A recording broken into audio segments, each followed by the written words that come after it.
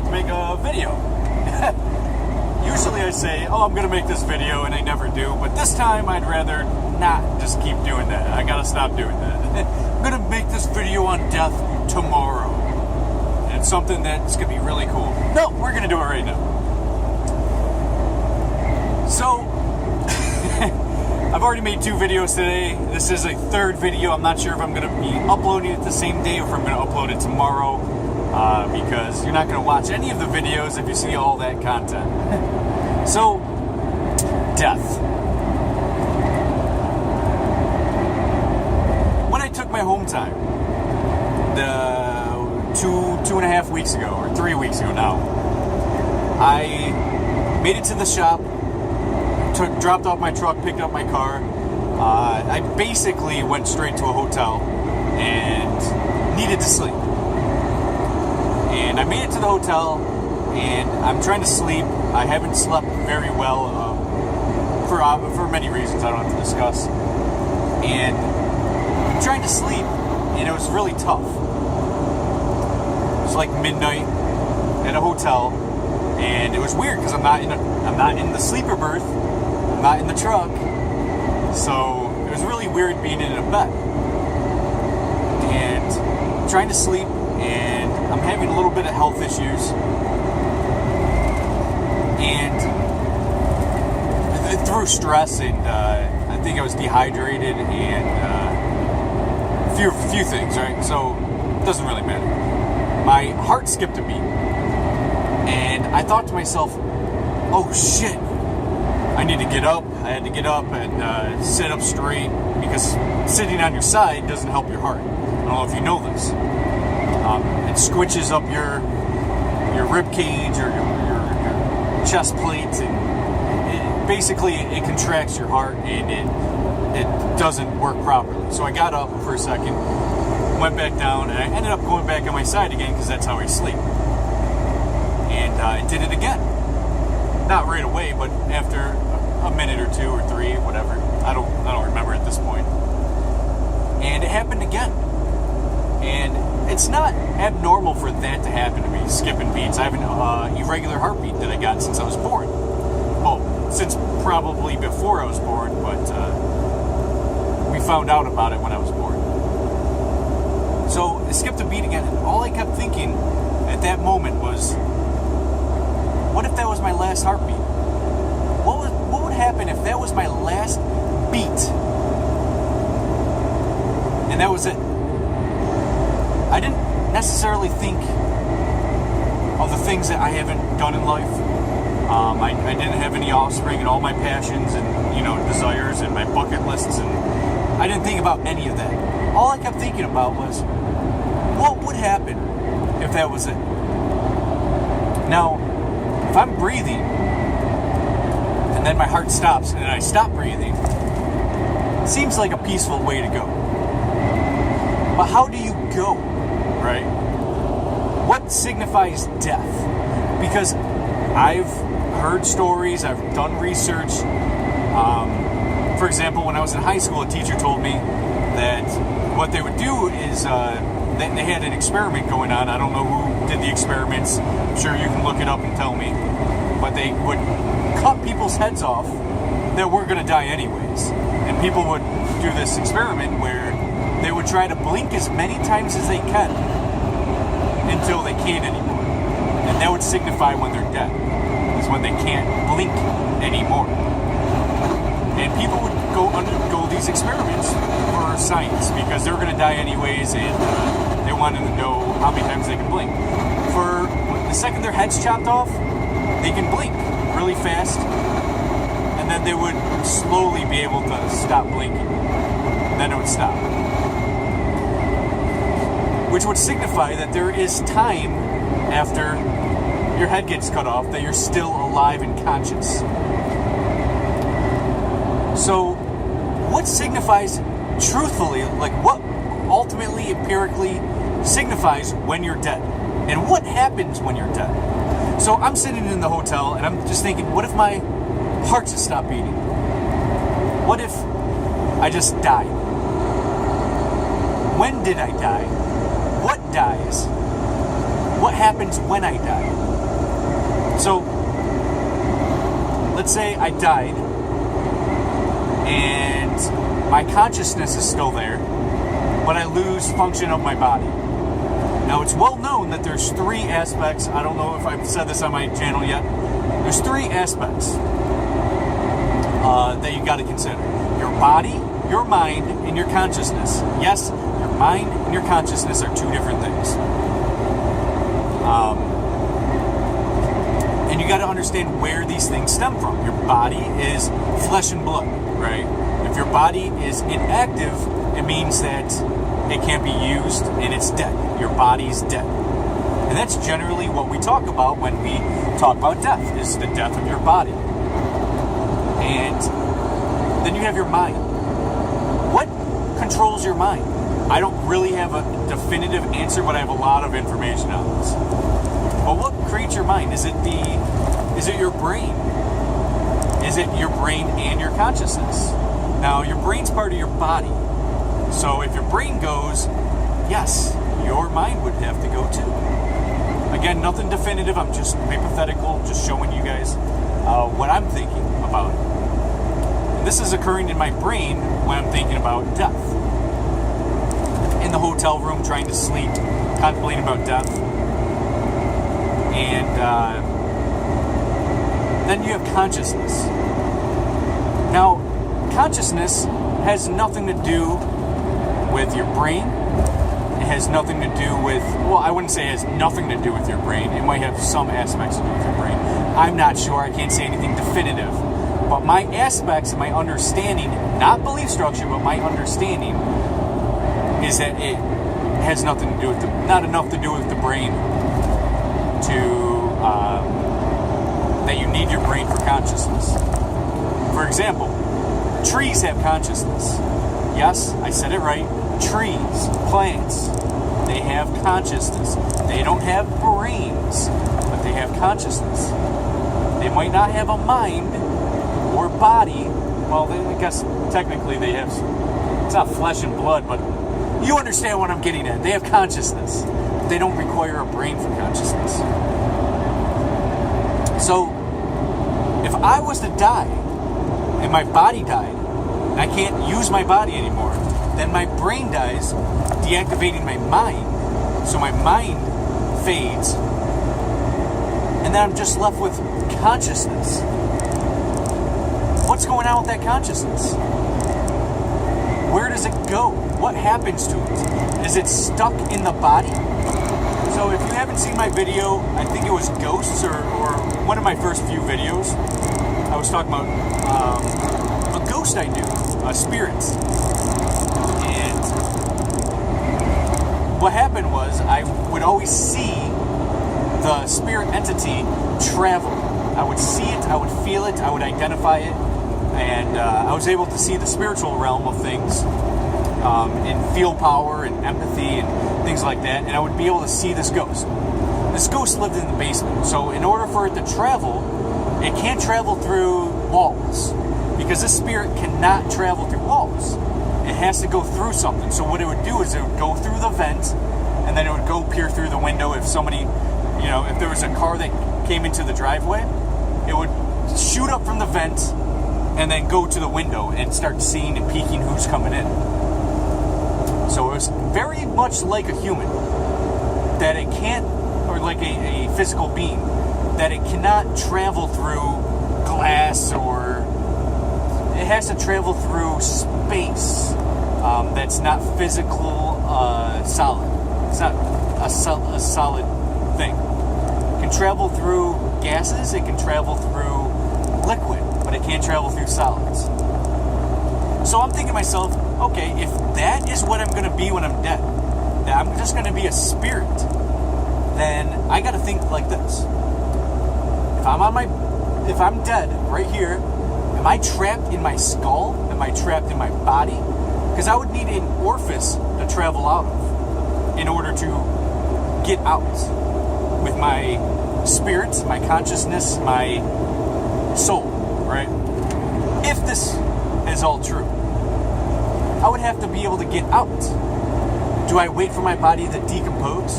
Like, for example, if nobody came up to that hotel room and I died, I stayed in there for, just 14 days, let's say, and I'm starting to decompose, I'm stinking, am I still stuck in that body? Because that's scary, right? If I'm still stuck in that body, then there's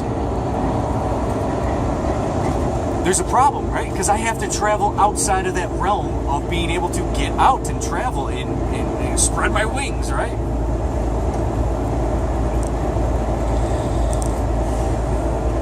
So, if I'm stuck, we have an issue.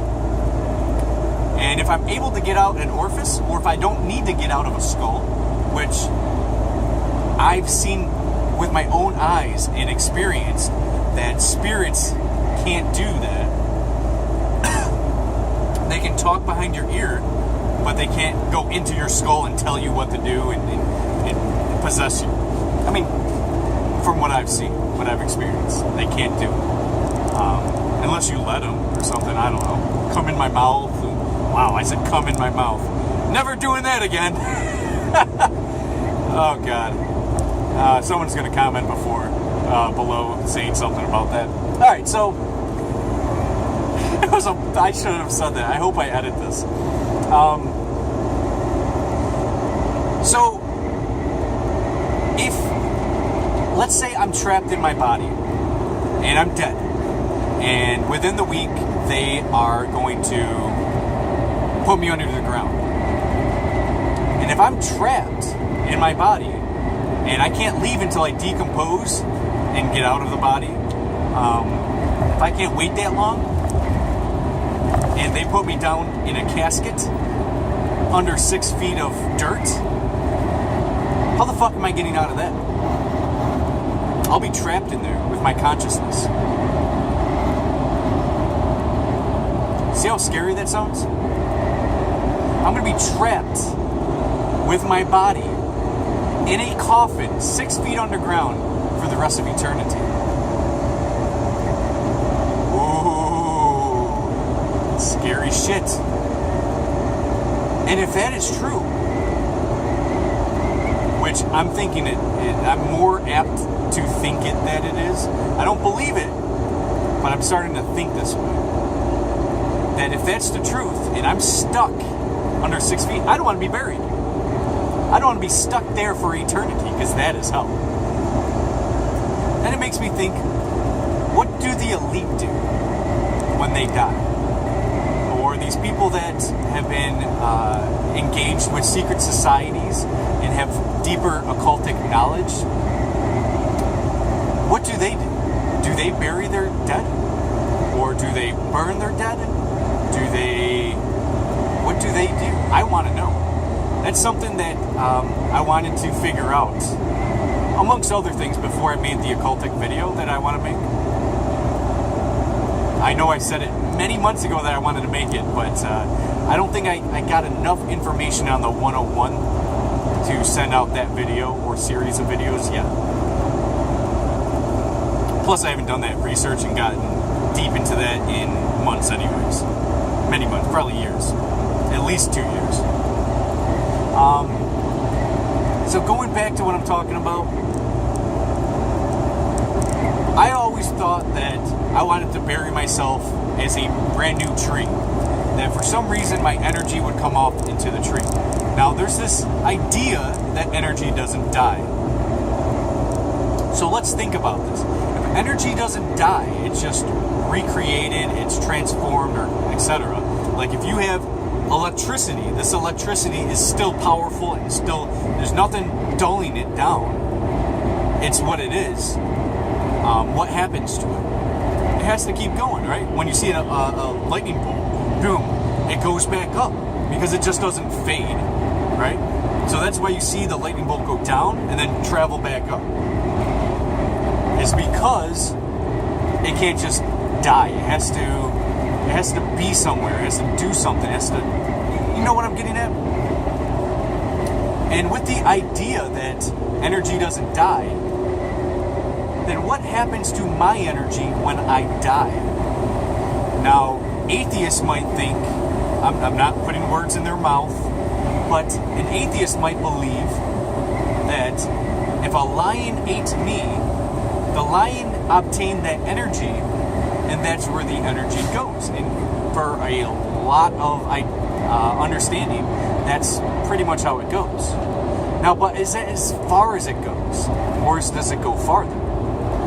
If I was to get consumed by a lion, my energy goes into that lion, my DNA, everything goes with that lion, or pack of lions, whatever. What happens to me? Is that it? Does my consciousness continue? Or does my consciousness somewhat envelop the lion? I don't think so. It's possible, but I don't think so, because we all eat beef and pork. We eat animals all the time. Do we start winking like a pig? Not really. I know that was very stupid of me to say and ignorant to say. If you do believe it, that's pretty cool, and I definitely want your ideas behind it. If you were consumed, is that the end of who you were, and now you're with the lions? And when that lion gives birth to the next lion, does that have somewhat of your spirit, a reincarnation aspect with it from another species? Think about it. Where does it end? Does it just end with the food, and then the lion gets the energy, and that's it? Is that it? Is that really it? Or does it continue, and then the offspring still have my energy, my spirits, let's say? Or when they consume me, I'm able to be let free right away. Another thing to think about is if I'm free with my consciousness and I'm free to go wherever I want, that's pretty ideal. I'd rather be eaten by lions, or I'd rather be killed and then eaten. I know that sounds weird. I don't want no lion eating my dead corpse. I know, I get it. I kind of don't either, but if that is the case, it's better than being 6 feet under for eternity. Which is probably a lot more scarier than being eaten by lions. But I want to know what the elite do. I want to know what the occult does. I do not think that they bury their dead. I don't think so. We're definitely the only species who do this. And I don't have a real deep belief structure on this topic, but I'm just telling you things that I was thinking about when I'm trying to sleep at a hotel room 3 weeks ago. Things that were coming to my mind. Because I give you aspects of reincarnation, I gave you aspects of Christianity. I mean, what would happen if you died and then all of a sudden you went to another dimension? Is it possible? Sure. Is it logical? Nope. Not logical at all. But is it possible? Yes. If you haven't noticed on my videos, I've talked about mysticism, power of intention. I've talked about a lot of illogical things in the three-dimensional 5-sense matrix. I've said some really, really illogical things. And the reason I say these things is because all of life isn't just logic. There's aspects of reasoning that has to happen and occur as well. Life doesn't end on logic. If logic was your only thing that you have going for you, you're a robot. You're boring. Now, men are more logical. I get that. I'm more logical. However, there's other aspects to life. There's creativity. There's understanding on deeper levels other than logic. But logic is important. Very important. You've heard me a million times. Logic, reason, evidence, right? But you're never going to understand the truth or the deeper understandings of things if you're stuck on logic. Because you can use an experiment, and it can be different per person. Like I said in my ignorance video, I knew my stepdad had a father who smoked since he was 13 years old or whatever, and lived till he was like 93. Or whatever. I don't remember what age those things are, but it's very close to this similarity. Then I know people that have died in their 30s from smoking. So, since they're a teenager. So you can't just say one thing as being empirical truth, that if you smoke cigarettes, you're going to die by the age of 30 or something. Because there are people that can live a lot longer. And then there's no empirical truth saying that you can live to 93 if you smoke cigarettes. Nope. So you got to stop with this, that's it, and that's that. There's probably more to it. That's why you don't stick with the belief structure. Because life doesn't end there. You keep going. Build your consciousness, build your understanding. So what happens to your consciousness?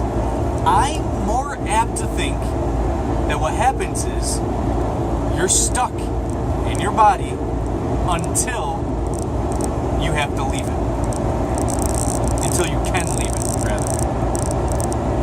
And I don't think that your consciousness is tied into your body. I think that your consciousness is manipulating the mind, which manipulates the body. That's what I think. And I don't think consciousness dies when your body dies. I don't think so. I think that it continues. So, what happens? I'd like to know what you guys have to say about this, because this is something that I've been pondering, and I think it's rather important. It's not something that you should fuck around with. And if you go into another dimension and then see God, and then you bow before God with... I don't want to debunk Christianity, but it just doesn't seem right. Streets of gold, I know that's just a metaphor, but if you don't have a physical body, and you can't grab gold and use it for money, and it's just something you can see without eyes, it just doesn't make sense. You have other sense. You have your sixth sense of consciousness, right? That's your sixth sense. It's everything to do with your consciousness, outside of the five senses: your feel, touch, You know what I'm talking about. I don't have to dive into that. Outside of that is all. You don't have eyes to see gold, so how do you even know if it's gold?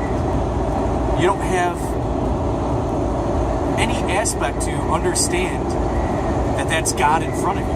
Maybe you do, but at the same time, God says, this is what you did with your body and your mind through your consciousness, and you're going to hell. So, see ya. Or do they say, hey, welcome into heaven? Even though the book says there's like 12,000 people that are allowed in heaven or something in the Christian Bible. Might be less than that, but maybe 11,000? I'm trying to remember. I remember reading it years ago, and I'm like, what? I showed my mom. I was like, whoa, 11,000 people? I think this train hit a long time ago. No one else is going into heaven. But it's not logical. But it is possible, I'm not going to ever say that religion and Christianity and Islam is not possible. It is totally possible. That is true. So what happens when we die? Again, let me know. Let me understand what you think. Whether it's a belief structure or not, it doesn't really matter much to me. If you have a different idea than me, if you have like ideas as I do, I want to know what happens, because if I'm going to be buried 6 feet under, I'm going to stop that right away and try to figure out a different approach to what happens when I die, so I can live the most free in the afterlife. And if there is no afterlife and that's it, the lion eats me, I'd rather be in a lion or a tree than in a group of maggots and worms underground. I don't know, it's just me. I'd feel more in tune with the lion eating me than being decomposed slowly by insects and shrubs and weird things. I don't know. Again, let me know what you think. I don't want this video to go on any longer. And I don't know. Keep cool. Happiness and longevity. See ya.